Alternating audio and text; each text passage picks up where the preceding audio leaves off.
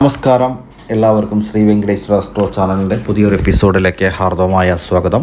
ഇന്ന് നമ്മളിവിടെ തന്നെ ശനി മാറ്റത്തിൽ മിഥുനക്കൂറുകാരെ കുറിച്ചാണ് പറയുന്നത്. മിഥുനം എന്ന് പറയുന്നത് മകീരം നക്ഷത്രത്തിൻ്റെ അവസാന 30 നാഴികയും തിരുവാതിരയും പുണർദത്തിൻ്റെ 3/4 ഭാഗവും ചേരുന്ന നക്ഷത്രങ്ങളാണ് മിഥുനക്കൂറിലുണ്ടാവുക അഥവാ മിഥുനരാശി.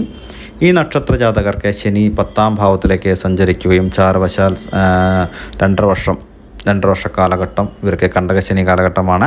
ഈ വരുന്ന 2 വർഷം തൊഴിൽ നഷ്ടങ്ങളും ദുഷ്പ്രവൃത്തി, മാനഭംഗം, രോഗം, കർമ്മങ്ങൾക്ക് വിഘ്നം, തൊഴിലിൽ അപവാദങ്ങൾ, തൊഴിൽ ചെയ്യുന്ന സ്ഥലത്ത് അല്ലെങ്കിൽ ജോലി ചെയ്യുന്ന സ്ഥലങ്ങളിൽ അടുത്തുള്ള അല്ലെങ്കിൽ സഹപ്രവർത്തകരുമായ തൊഴിലാളികളുമായി കലഹത്തിലേർപ്പെടും.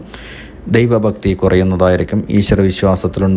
ഈശ്വരവിശ്വാസങ്ങൾ കുറഞ്ഞ് ക്രൂരകർമ്മങ്ങൾ ചെയ്യുന്ന ഒരു സമയമായിരിക്കും. പണം അല്ലെങ്കിൽ ധനം ഇടപാട് ചെയ്യുന്ന ആളുകളെ ജോലിയിലുള്ളവർ ശ്രദ്ധിക്കേണ്ടതായ ഒരു കാലഘട്ടമാണ്. പണം കടം കൊടുക്കുന്നതും വാങ്ങുന്നതും നിങ്ങളുടെ ധനനഷ്ടത്തിലേക്ക് വരുത്തുന്നതായിരിക്കും. പണം വാങ്ങുന്നവരോ കൊടുക്കുന്നവർക്കോ അപവാദങ്ങൾ കേൾക്കേണ്ടതായ ഒരു സമയം കൂടിയും ആണ് എന്ന് പറയുന്നു.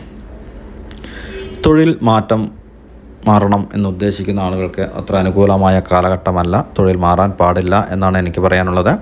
പുതിയ തൊഴിൽ പ്രവേശിക്കുന്നവർക്ക് മേലധികാരികളുടെ ശാസനം ഉണ്ടാകും, പ്രത്യേകം ശ്രദ്ധിക്കേണ്ടതാണ്. വിദ്യാർത്ഥികൾക്ക് അനുകൂല സമയം. പഠനത്തിൽ ശ്രദ്ധിക്കേണ്ടതായ ഒരു കാലഘട്ടം കൂടിയുണ്ട്. ദാമ്പത്യത്തിലുള്ള അസ്വാരസ്യങ്ങൾ, കലഹങ്ങൾ ഏർപ്പെടുകയും അതിലൂടെ ദാമ്പത്യ ബന്ധത്തിലുണ്ടാകുന്ന വിള്ളലുകൾ വരാനുള്ള സാധ്യതകൾ കാണുന്നു. കേസ് നിങ്ങൾക്ക് അനുകൂലമായ വിധി ഉണ്ടാകുന്നതാണ്. വാഹന അപകടങ്ങൾ ഉണ്ടാകാതിരിക്കാൻ പ്രത്യേകം ശ്രദ്ധിക്കുക. വാഹനങ്ങൾ ഓടിക്കുമ്പോൾ ശ്രദ്ധിച്ചോടിക്കുക.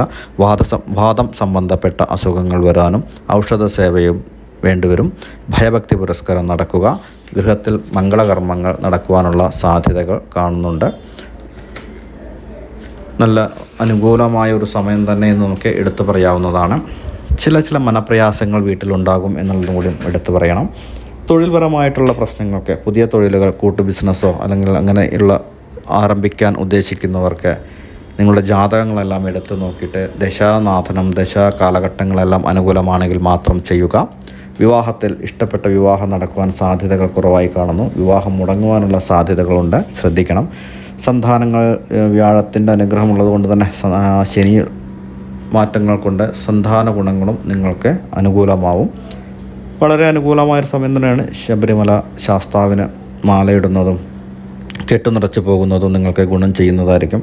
അതില്ല എങ്കിൽ അടുത്തുള്ള ക്ഷേത്രത്തിൽ പോയിട്ട്, ശനീശ്വര ക്ഷേത്രമോ അയ്യപ്പ ക്ഷേത്രത്തിലോ പോയിട്ട് പുഷ്പാഞ്ജലി, ഭാഗ്യസൂക്തം പുഷ്പാഞ്ജലി, ഐക്യമത്യം പുഷ്പാഞ്ജലി, നെയ്ദീപം, നീലാഞ്ജനം എന്നീ വഴിപാടുകൾ ചെയ്യുന്നതും വളരെ ഗുണങ്ങൾ ചെയ്യുന്നതായിരിക്കും. ദോഷത്തിൻ്റെ കാഠിന്യത്തെ കുറയ്ക്കും എന്നുള്ളതാണ് നമുക്കതിൽ പറയേണ്ടതായ മറ്റൊരു കാര്യങ്ങൾ.